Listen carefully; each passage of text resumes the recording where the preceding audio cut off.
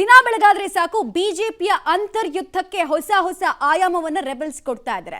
ಇಷ್ಟು ದಿನ ವಿಜೇಂದ್ರ ವಿರುದ್ಧ ಸಿಡಿದೇಳ್ತಾ ಇದ್ದಂತಹ ರೆಬೆಲ್ ಟೀಮ್ನ ನಾಯಕರುಗಳು ಈಗ ನೇರವಾಗಿ ತಮ್ಮ ಟಾರ್ಗೆಟ್ ಮಾಡ್ಕೊಂಡಿರೋದು ರಾಜ್ಯ ಉಸ್ತುವಾರಿ ಆಗಿರುವಂತಹ ರಾಧಾ ಮೋಹನ್ ದಾಸ್ ಅಗರ್ವಾಲ್. ಅವ್ರ ಮೇಲೆ ಮಾಡಿರುವಂತಹ ಆರೋಪ ಇದೆಯಲ್ಲ, ಅದು ಅಂತಿಂತ ಆರೋಪ ಅಲ್ಲ. ಅರುಣ್ ಸಿಂಗ್ ಆಯ್ತು, ಈಗ ರಾಧಾ ಮೋಹನ್ ದಾಸ್ ಸರದಿನ ವಿಜೇಂದ್ರ ಹೇಳ್ದಂಗೆ ಬಿಜೆಪಿ ರಾಜ್ಯ ಉಸ್ತುವಾರಿ ಕೇಳ್ತಾ ಇದ್ದಾರ. ಹಾಗಾದ್ರೆ ಅರುಣ್ ಸಿಂಗ್ ಹಣ ತುಂಬಿಕೊಂಡು ಹೋದ್ರು ಅಂತ ಯತ್ನಾಳ್ ಗುಡುಗಿದ್ದು ಯಾಕೆ, ಆರೋಪ ಮಾಡಿದ್ದು ಯಾಕೆ? ರಾಜ್ಯ ಉಸ್ತುವಾರಿ ರಾಧಾ ಮೋಹನ್ ದಾಸ್ ಅದೇ ದಾರಿಯಲ್ಲಿ ಸಾಕ್ತಾ ಇದ್ದಾರೆ, ಪಕ್ಷಪಾತಿ ಧೋರಣೆಯನ್ನ ಅನುಸರಿಸ್ತಾ ಇದ್ದಾರೆ ಅಂತ ಹೊಸ ಬಾಂಬನ್ನು ಸಿಡಿಸಿದ್ದಾರೆ.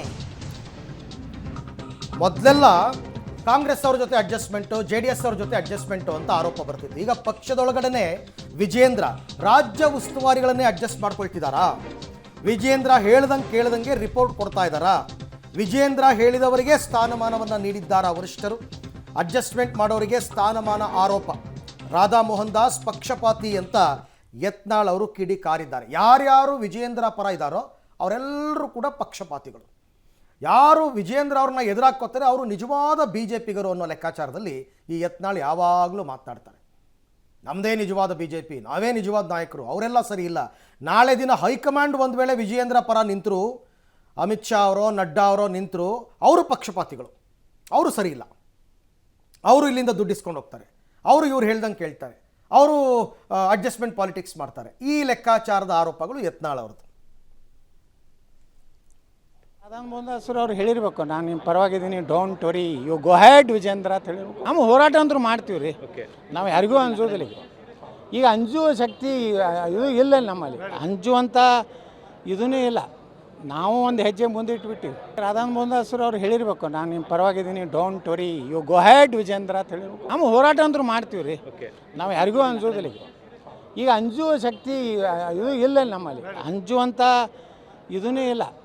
ನಾವು ಒಂದು ಮತ್ತಷ್ಟು ಮಾಹಿತಿ ನನ್ನ ಕೊಲ್ಲಿಗೆ ರವೀಶ್ ಅವರಿಂದ ಪಡೆಯೋಣ. ರವೀಶ್, ಯಾರ್ಯಾರು ವಿಜೇಂದ್ರ ಪರ ಮಾತನಾಡ್ತಾರೆ ಅವರೆಲ್ಲ ಪಕ್ಷಪಾತಿಗಳು, ಉಸ್ತುವಾರಿಗಳು ಪಕ್ಷಪಾತಿಗಳು, ಅಡ್ಜಸ್ಟ್ಮೆಂಟ್ ಪಾಲಿಟಿಕ್ಸು, ದುಡ್ಡು ತಗೊಂಡು ಹೋಗ್ತಾರೆ. ಈ ರೀತಿಯ ಆರೋಪಗಳನ್ನು ಮಾಡೋದ್ರಿಂದ ಆಗೋ ಲಾಭ ಆದರೂ ಏನು ಅಂತ. ವಿಜೇಂದ್ರ ಪರ ಹಾಗಾದರೆ ಯಾರೂ ನಿಲ್ಲೋ ಹಾಗಿಲ್ವಾ? ಯತ್ನಾಳ್ ಪರ ನಿಂತವರೆಲ್ಲ ನಿಜವಾದ BJPಗರು, ಉಳಿದವ್ರು ಯಾರು BJPಗರೇ ಅಲ್ಲ ಅಂತ ಮಾತನಾಡ್ತಾ ಇರೋದು. ಇದು ಯಾವ ಹಂತಕ್ಕೆ ಹೋಗ್ಬೋದು ಇದು ಈ ಬಣ ಸಂಘರ್ಷ ಅಂತ? ಅರವಿಂದ್, ಯಾವ ಹಂತಕ್ಕೂ ಹೋಗಲ್ಲ ಬಣ ಸಂಘರ್ಷ. ಯಾಕೆಂದರೆ ಒಂದು ಹಂತಕ್ಕೆ ಅದನ್ನು ನಿಲ್ಲಿಸಬೇಕು ಅನ್ನಂಗಿದ್ರೆ BJP ಹೈಕಮಾಂಡ್ ಇಷ್ಟು ದಿನ ಅದನ್ನು ಸರಿ ಮಾಡಬೇಕು ಅನ್ನಂಗಿದ್ರೆ ಇಷ್ಟು ದಿನ ಕಾಯಬೇಕಾಗಿರಲಿಲ್ಲ. ಯಾಕೆಂದರೆ ಇದು ಶುರುವಾಗಿ ಯಡಿಯೂರಪ್ಪ ಮುಖ್ಯಮಂತ್ರಿ ಆದಾಗಿನಿಂದಲೂ ಕೂಡ ಶುರುವಾಯಿತು. ಯಡಿಯೂರಪ್ಪ ಮುಖ್ಯಮಂತ್ರಿ ಆದಾಗಿನಿಂದಲೂ ಕೂಡ ಯತ್ನಾಳ್ ಅವರು ಬಹಿರಂಗವಾಗಿ ಈ ರೀತಿ ವಾಗ್ದಾಳಿಯನ್ನು ಕೂಡ ನಡೆಸೋಕ್ಕೆ ಶುರು ಮಾಡಿದ್ರು.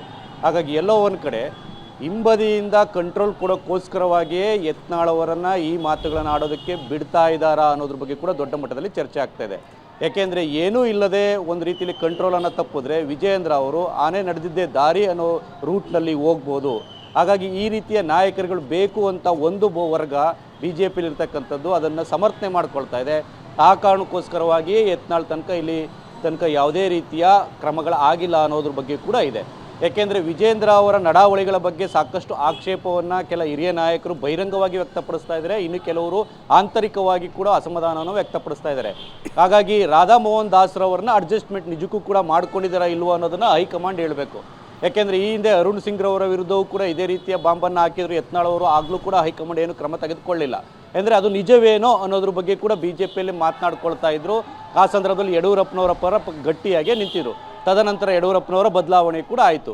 ಈಗ ರಾಧಾ ಮೋಹನ್ ದಾಸ್ ಅವರ ವಿರುದ್ಧ ಈ ಆರೋಪ ಕೇಳಿ ಬಂದಿದೆ. ಆ ಸ್ಥಾನದಲ್ಲಿ ಯಡಿಯೂರಪ್ಪನವರ ಸ್ಥಾನದಲ್ಲಿ ಅವ್ರ ಮಗ ವಿಜೇಂದ್ರ ಇರ್ತಕ್ಕಂಥದ್ದು.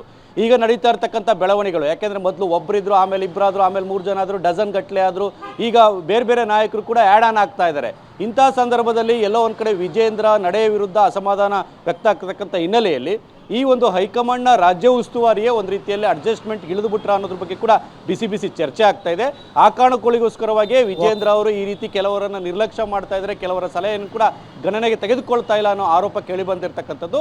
ಹಾಗಾಗಿ ವಿಜೇಂದ್ರ ಅವರ ನಡೆಯ ಬಗ್ಗೆ ಮತ್ತು ಹೈಕಮಾಂಡ್ ರಾಧಾ ಮೋಹನ್ ದಾಸ್ ಅವರ ನಡೆಯ ಬಗ್ಗೆ ಯಾವ ರೀತಿ ಕಣ್ಗಾವಲನ್ನು ಇಡುತ್ತೆ, ಮುಂದಿನ ದಿನಗಳಲ್ಲಿ ಸರಿ ಮಾಡುತ್ತೋ ಅಥವಾ ಯತ್ನಾಳ್ ಹೇಳಿದ್ದು ಸುಳ್ಳು ಅಂತ ಅವರನ್ನು ಸರಿ ಮಾಡ್ತಾರೋ ಕಾದು ನೋಡಬೇಕು. Arvind, right, thank you. ತಮ್ಮ ಎಲ್ಲ ಮಾಹಿತಿಗಾಗಿ ಧನ್ಯವಾದ. ಒಂದಂತೂ ಸತ್ಯ, ಇದನ್ನು ಸರಿಪಡಿಸಬೇಕು ಅನ್ನೋದೇ ಆಗಿದ್ದರೆ ಯಾವತ್ತೋ ಸರಿಪಡಿಸೋರು. ಹೈಕಮಾಂಡ್ಗೂ ಇದೆಲ್ಲ ಸರಿಪಡಿಸ್ತಕ್ಕಂಥದ್ದು ಬೇಕಾಗಿಲ್ಲ ಅಂತ ಅನ್ಸುತ್ತೆ. ಕರ್ನಾಟಕ ಈಗ ಅವ್ರಿಗೆ ಲೆಕ್ಕಕ್ಕೆ ಇಲ್ಲ.